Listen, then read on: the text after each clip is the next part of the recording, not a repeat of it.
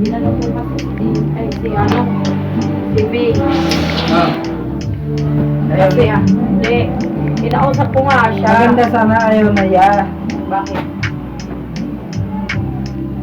Bakit? Hulugan pa rin natin ang motor ng ngayong buwang ito sana.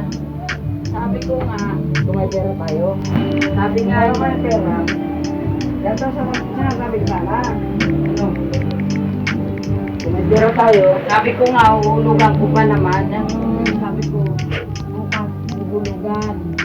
Sabi niya, papayag nga siya. Uhulugan niya.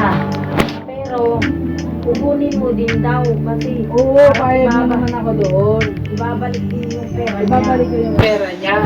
Ibabalik ko yung pera niya.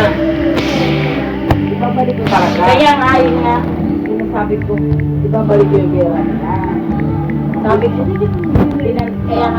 kaya kita tinawag. Tapos sabi niya, sige basta pagka pag may pera na, ibabalik mo yung pera. Sabi ko, oo, ibabalik yung pera. Ibabalik nga yung pera. Oo. Yun din naman ang gusto ko mangyari sana.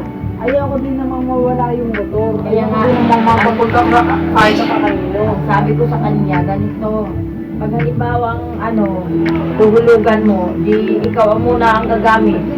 Sabi ko, pagka ikaw maghulog, di ikaw ang gagamit. Ngayon, pagka may pera na kami, kukunin na namin yung motor, babalik namin yung pera mo. Ganon, sabi ko.